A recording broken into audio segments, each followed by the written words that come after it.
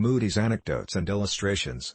Related in his revival work by the great evangelist, Dwight L. Moody. This video contained 2 anecdotes. First anecdote: a mother's mistake.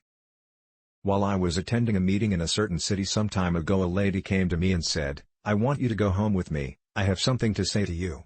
When we reached her home, there were some friends there. After they had retired, she put her arms on the table, and tears began to come into her eyes, but with an effort she repressed her emotion. After a struggle she went on to say that she was going to tell me something, which she had never told any other living person. I should not tell it now, but she has gone to another world. She said she had a son in Chicago, and she was very anxious about him. When he was young he got interested in religion at the rooms of the Young Men's Christian Association. He used to go out in the street and circulate tracts. He was her only son, and she was very ambitious, that he should make a name in the world, and wanted him to get into the very highest circles. Oh, what a mistake people make about these highest circles. Society is false, it is a sham. She was deceived like a good many more votaries of fashion, and hunters after wealth at the present time. She thought it was beneath her son to go down and associate with those young men who hadn't much money. She tried to get him away from them, but they had more influence than she had, and, finally, to break his whole association, she packed him off to a boarding school.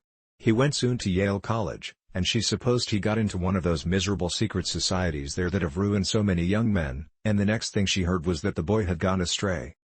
She began to write letters urging him to come into the kingdom of God, but she heard that he tore the letters up without reading them.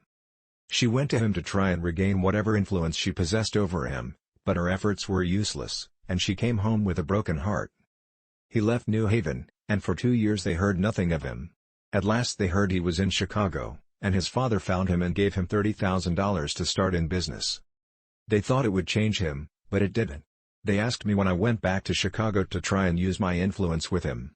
I got a friend to invite him to his house one night, where I intended to meet him, but he heard I was to be there, and did not come near, like a good many other young men, who seemed to be afraid of me. I tried many times to reach him, but could not. While I was traveling one day on the New Haven Railroad, I bought a New York paper, and in it, I saw a dispatch saying he had been drowned in Lake Michigan.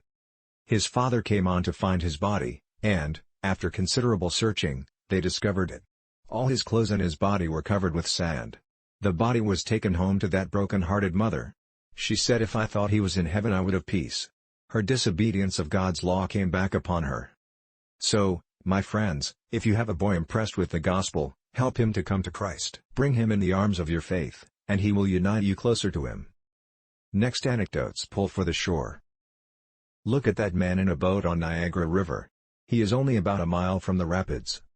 A man on the bank shouts to him, young man, the rapids are not far away, you'd better pull for the shore." "You attend to your own business, I will take care of myself," he replies. Like a great many people here, and ministers do, they don't want any evangelist here, don't want any help, however great the danger ahead. On he goes, sitting coolly in his boat. Now he has got a little nearer, and a man from the bank of the river sees his danger, and shouts, "Stranger, you'd better pull for the shore, if you go further, you'll be lost. You can be saved now if you pull in. Mind your business, and you'll have enough to do, I'll take care of myself." Like a good many men, they are asleep to the danger that's hanging over them while they are in the current. And I say, drinking young man, don't you think you are standing still? You are in the current, and if you don't pull for a rock of safety you'll go over the precipice. On he goes. I can see him in the boat laughing at the danger. A man on the bank is looking at him, and he lifts up his voice and cries, "Stranger, stranger, pull for the shore, if you don't you'll lose your life." And the young man laughs at him, mocks him. That is the way with hundreds in Chicago. If you go to them and point out their danger, they will jest and joke at you. By and by he says, "I think I hear the rapids, yes, I hear them roar," and he seizes his oars and pulls with all his strength, but the current is too great. And nearer he is drawn onto that abyss, until he gives one unearthly scream, and over he goes. Ah, my friends, this is the case with hundreds in this city. They are in the current of riches, of pleasure, of drink, that will take them to the whirlpool. Thanks.